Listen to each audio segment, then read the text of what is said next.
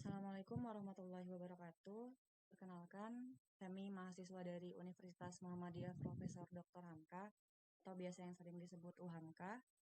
Kami dari program studi eh, akuntansi dan Fakultas Ekonomi dan Bisnis. Dan kami membentuk presentasi ini atas tugas dari mata kuliah Sistem Pengendalian Manajemen. Kami dari kelompok 1, sebelum kami jauh lebih lanjut membahas terkait materi yang akan kami presentasikan, izinkan saya di sini akan memperkenalkan anggota kelompok dari kelompok kami. Di sini ada saya sendiri, Farha Agistia Lestari, dan ada rekan saya, Muhammad Nur Zamzam. dan rekan kami yang selanjutnya ada Safira Hardianti. Pada pembahasan presentasi pada kali ini, yaitu kami akan mempresentasikan materi terkait tujuan dan strategi perusahaan.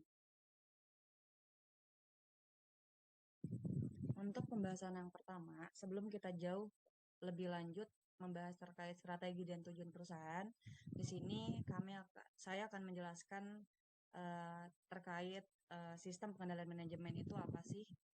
Sistem pengendalian manajemen merupakan alat untuk mengimplementasikan strategi.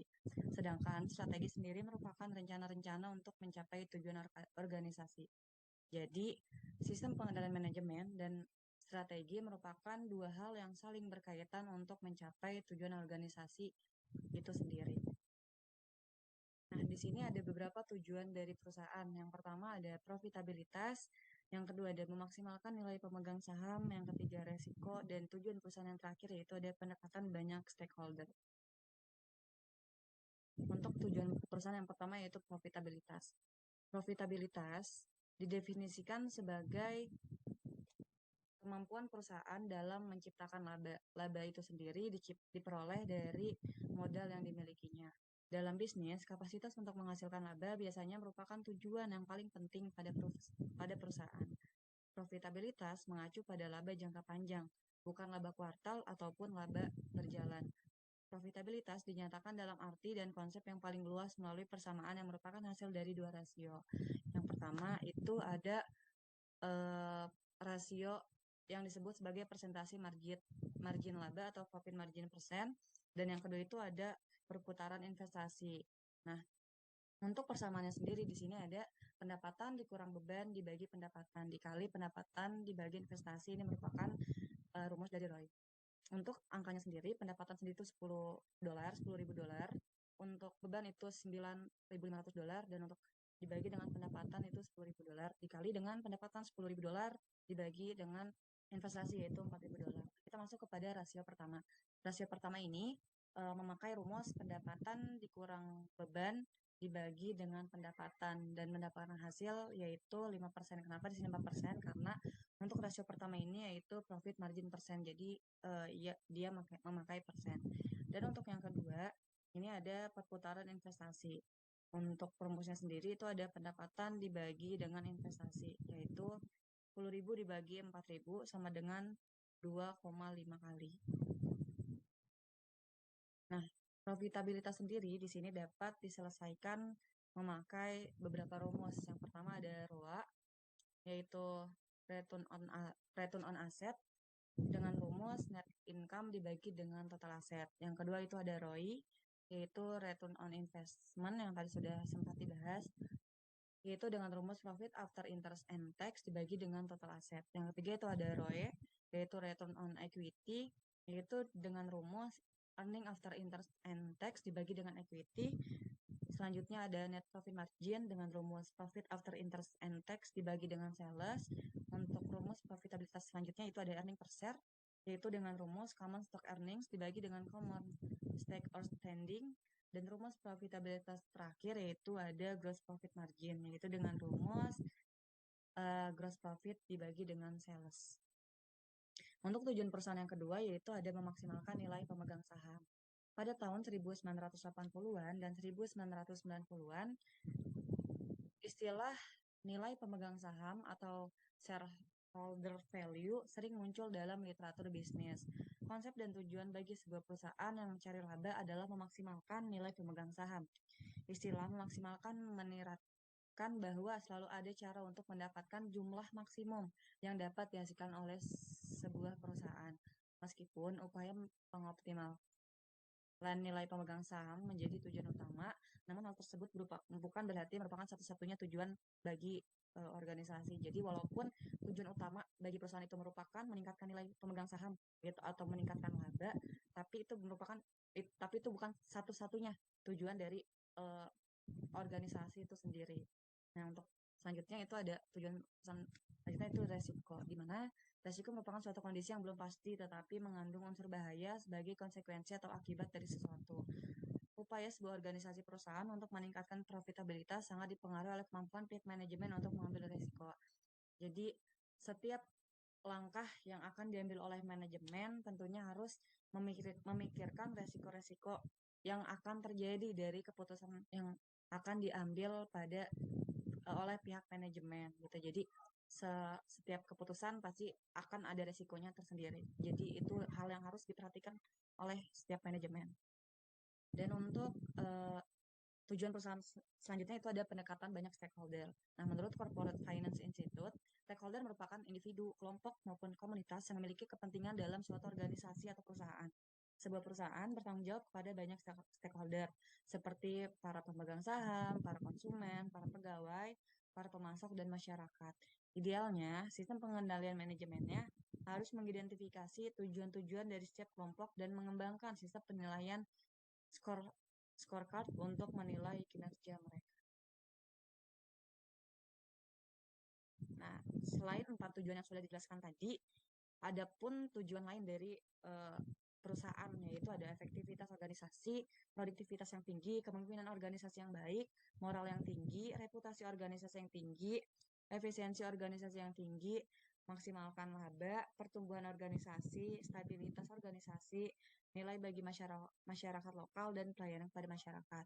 Jadi, kalau tadi dijelaskan bahwa mendapatkan laba itu merupakan salah satu tujuan penting bagi perusahaan, tetapi tidak terlepas dari itu, perusahaan memiliki tujuan lain yang tidak kalah penting untuk mencapai puncak dari organisasi tersebut. Selanjutnya di sini ada perumusan strategi. Nah, di sini dijelaskan bahwa perusahaan mengembangkan strategi-strateginya dengan cara mencocokkan kompetensi internal dengan peluang eksternal yang ada. Jadi strategi-strategi yang telah dimiliki oleh perusahaan selanjutnya dicocokkan nih dengan kompetensi yang dimiliki oleh internal dengan menilai peluang bagi eksternal bagi perusahaan tersebut. Untuk selanjutnya, setelah mencocokkan kompetensi internal dengan peluang eksternal, di sini selanjutnya perusahaan mengidentifikasi keunggulan dan kelemahan dari si perusahaan yang dimiliki. Nah, setelah menilai keunggulan dan kelemahan, di sini perusahaan selanjutnya melihat peluang dan ancaman yang akan terjadi dari perusahaan itu sendiri. Jadi setelah melihat keunggulan dan kelemahan, selanjutnya kira-kira peluang dan ancaman apa aja sih yang akan meneror atau yang akan mengancam bagi perusahaan itu sendiri. Nah, setelah melihat keunggulan kelemahan, peluang dan ancaman, selanjutnya itu identifikasi kompetensi inti dan identifikasi peluang. Setelah hal ini semuanya dilakukan, selanjutnya itu menganalisis internal dan analisis lingkungan. Analisis internal ini terdiri dari pengetahuan teknologi, pengetahuan manufaktur, pengetahuan pemasaran, pengetahuan distribusi, dan pengetahuan logistik. Tentunya hal ini harus saling memaksimalkan satu sama lain karena untuk kemajuan dari suatu organisasi tersebut dan regulator sosial atau politik. Nah, hal ini pun harus kita perhatikan agar strategi dalam perusahaan ini agar strategi perusahaan ini berjalan dengan baik dan dapat memajukan dari nilai perusahaan tersebut.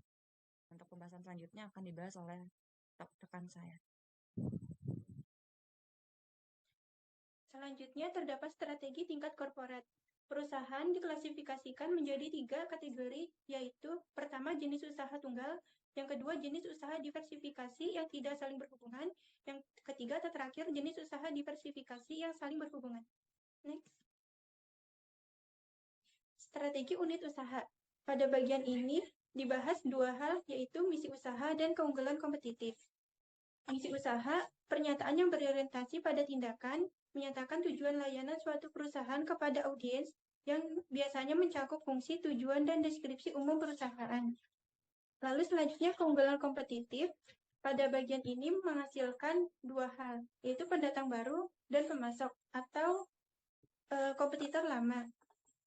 Pendatang baru memiliki tingkat pesaing yang sangat tinggi, sehingga membutuhkan produk baru atau inovasi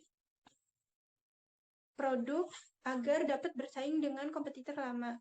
Lalu selanjutnya pada bagian pemasok atau kompetitor lama, dia biasanya sudah memiliki pembeli atau konsumen yang tetap, namun tidak menuntut kemungkinan kompetitor lama harus membuat produk pengganti atau inovasi produk agar tetap bisa bersaing dengan pendatang baru. Next. Lalu di sini terdapat keunggulan bersaing generik. Menurut Porter, keunggulan bersaing generik itu dibagi menjadi dua. Yang pertama biaya rendah dan yang kedua diferensiasi. Kepemimpinan biaya dapat diperoleh melalui beberapa pendekatan seperti skala ekonomis dalam produksi, dampak kurva belajar, pengendalian biaya yang ketat, dan minimalisasi biaya. Lalu yang kedua, diferensiasi. Fokus utama strategi ini adalah melakukan diferensiasi penawaran produk yang dihasilkan oleh unit bisnis sehingga menciptakan sesuatu yang dipandang oleh pelanggan sesuatu yang unik. Next. Lalu selanjutnya terdapat contoh kasus 2.1 Cisco System. Pada tahun 2020, Cisco adalah pemimpin dunia yang menyediakan hardware, software, dan jasa terkait untuk jaringan internet. Cisco melakukan banyak outsourcing dari manufakturnya, penggunaan software pengisian ulang dinamis berbasis web yang memisahkan pesanan yang masuk pemasok, memperoleh informasi tentang materi dan komponen apa yang harus mereka kirim ke pabrik perakit dan kapan. Lalu pada tahun 1999 akhir, lebih dari separuh dari pesanan pelanggan Cisco ditransmisikan dan dipenuhi ke subkontraktor perusahaan tanpa karyawan Cisco yang menyentuh sepotong kertas. Dengan adanya kompleksitas produk Cisco, pelanggan memerlukan banyak dukungan teknis pasca penjualan. Cisco menempatkan sebagian besar dukungan teknisnya dari pengetahuan tentang troubleshooting pada web. Next. Lalu pada pertengahan 1999, 80% kebutuhan dukungan teknik pelanggan dipenuhi secara online.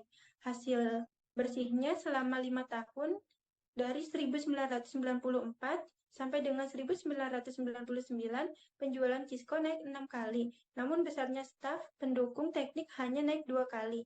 Cisco juga mendorong konsumen untuk menggunakan internet untuk berbagi pengalaman. Untuk menggunakan peralatan Cisco tidak hanya dengan perusahaan tetapi juga dengan pelanggan lain. Dengan demikian menciptakan balon pengetahuan yang mengembang sendiri. Selanjutnya, pada akhirnya, para manajer Cisco yakin bahwa dengan bekerja keras untuk menempatkan semua aspek kegiatan perusahaan pada web, mereka mempunyai akses real-time pada data operasional dan finansial. Pada tahun 2000, Cisco menjadi perusahaan pertama di dunia yang dapat secara virtual menutup bukunya dalam sehari pada hari apapun dalam setiap triwulan. Next. Selanjutnya, di sini terdapat perbedaan strategi bisnis Texas Instruments dan Hewlett Packard. Menurut Texas Instruments, keunggulan bersaing untuk pasar yang besar dan terstandar berdasarkan pada posisi kas jangka panjang. Lalu menurut Hewlett Packard, itu keunggulan bersaing untuk pasar terpilih yang kecil berdasarkan pada produk yang memiliki fitur tinggi, bernilai, dan unik. Selanjutnya, di sini terdapat perbedaan strategi fungsional TI dan HP. Menurut Texas Instruments dan Hewlett Packard. Menurut Texas Instruments, pada bagian pemasaran, volume tinggi atau harga rendah pertumbuhan cepat dan produk terstandar. Lalu menurut Hewlett Packard, pada bagian pemasaran, volume tinggi atau harga tinggi, pertumbuhan terkendali, dan fitur tertentu. Lalu selanjutnya pada bagian manufaktur, Menurut Texas Instrument, lokasi besar, rendah biaya, integrasi vertikal. Selanjutnya menurut Hewlett Packard, pada bagian manufaktur, integrasi vertikal terbatas, kecil, lokasi yang atraktif. Lalu menurut Texas Instrument pada bagian lead bank, dipicu biaya perancangan terhadap biaya. Selanjutnya, menurut Hewlett Packard, pada bagian lead bank dipicu oleh fitur dan kualitas perancangan terhadap kinerja. Lalu yang terakhir, menurut Texas Instrument pada bagian keuangan, utang lebih tinggi, pengiriman ketat.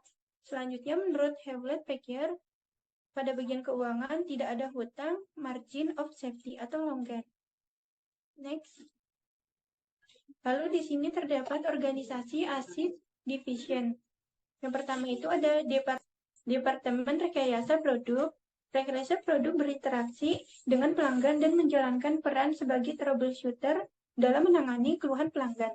Lalu yang kedua ada Departemen Perencanaan Produk. Departemen ini memberitahukan pabrik kapan memulai produksi dan kapan produk yang telah dikerjakan harus selesai. Selanjutnya ada Departemen Pemasaran. Departemen ini bertanggung jawab untuk mengidentifikasi prospek awal dan melakukan penjualan kepada mereka. Lalu selanjutnya terdapat Departemen Pengembangan Produk Baru. Departemen ini bertanggung jawab atas penjabaran spesifikasi produk pelanggan ke dalam desain yang telah diproduksi. Selanjutnya, nah di sini terdapat lanjutan dari organisasi ASIC Division. Departemen Jaminan Kualitas. Departemen ini bertanggung jawab atas kualitas produk secara terus-menerus.